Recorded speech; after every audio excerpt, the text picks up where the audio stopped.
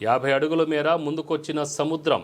ఉమ్మడి నెల్లూరు జిల్లా వాకాడు మండలం తులిపిపాలెంలో 50 అడుగుల మేర ముందుకొచ్చింది సముద్రం. బంగాళాఖాతంలో అల్పపీడన ప్రభావంతో ఎగిసిపడుతున్న అలలు లోతట్టు ప్రాంతాల్లో ఉన్న ప్రజలను పునరావాస కేంద్రాలకు తరలిస్తున్న రెవెన్యూ అధికారులు.